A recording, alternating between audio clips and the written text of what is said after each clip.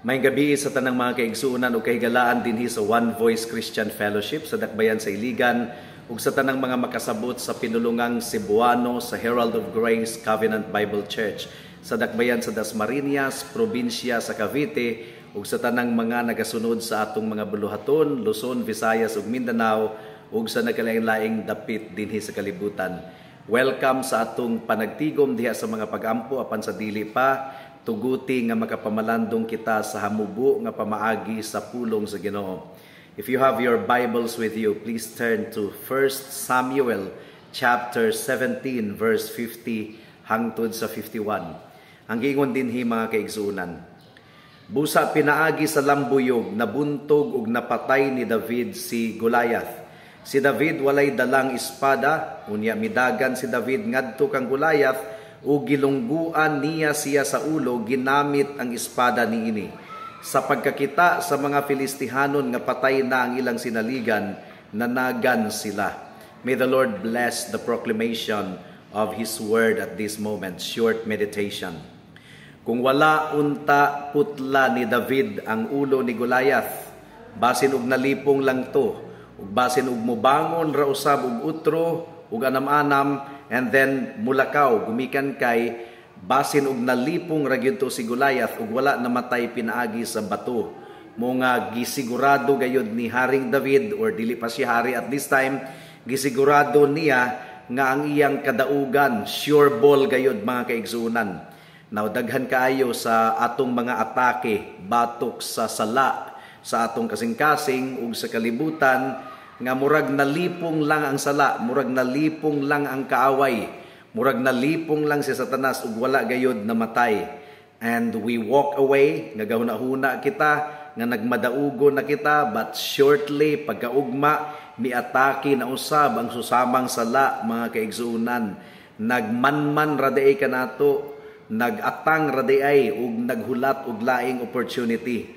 Si Satanas or ang sala muraog nalipong lang, unya mi bangon naka-recover og utro, and then we have to fight the battle over.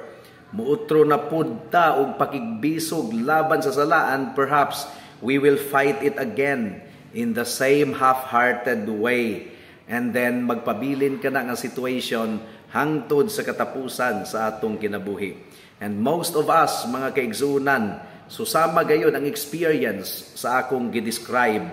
Ang atong mga kaulag, ang atong mga passions, nga mga makasasala, atong mabuntog every now and then, very often, and every time nga mapildi nato ang sala, naghuna-huna kita nga okay na, na-solve na ang atong problema, but soon, ma-realize nato nga aktibo na usab ang susamang sala nga nanintal kanato.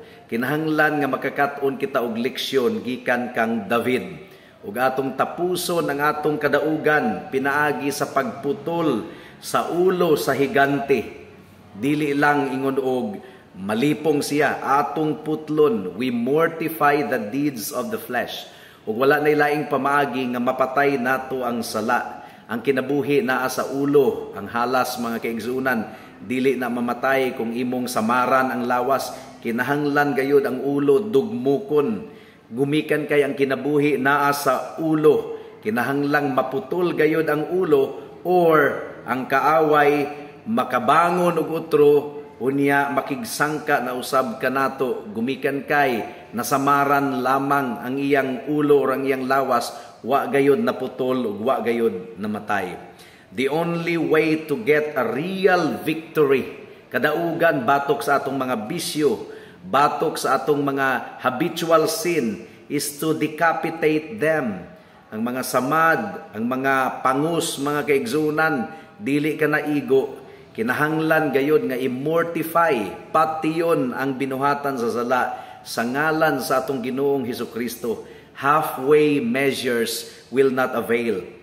Ang giingon sa Colossians chapter 3 verse 5, busa patiya ninyo ang mga kaibog nga kalibutanon nga anaa kaninyo, sama sa salawayong pagpakihilawas, kalawaayan, kaulag, daotang kailibgon ug kahakog, nga maoy usa ka paagi sa pagsimbag Dios. 1 Samuel chapter 15 verse 33, Ang gibuhat ni Samuel, gitagod-tagod si Agag nga kaaway sa Israel. Ang giingon dinhi, unya gitagod-tagod ni Samuel si Agag atubangan sa halaran didto sa Gilgal. So susama ni Samuel, kinahanglan gayod nga atong patyon ang tanang binuhatan sa unod, binuhatan sa sala, pinaagi sa gahom sa balaang espiritu. Gumikan kay wala kitay gahom sa pagbuntog niini. Hinaot nga ligunon kita sa Dios ug himuon kitang maabtikon nga mumortify, mupatay sa buluhaton sa sala sa atong kinabuhi. Grasya lamang gayud kini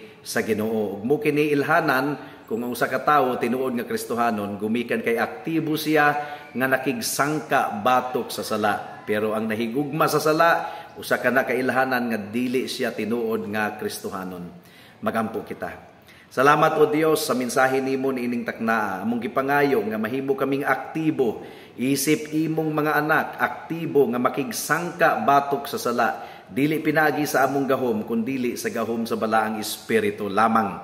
Ug among gipangayo nga ma-expose ang mga nagtuo nga Christian pero habitual day ang pagkinabuhi sa sala. Among gipangayo nga makita nila ang ilang tinuod nga kahimtang ug mudangop sila kang Kristo, mutawag sila kang Kristo alang sa ilang tinuod nga kaluwasan ug kabaguhan. Salamat o Dios. In Jesus' name we pray.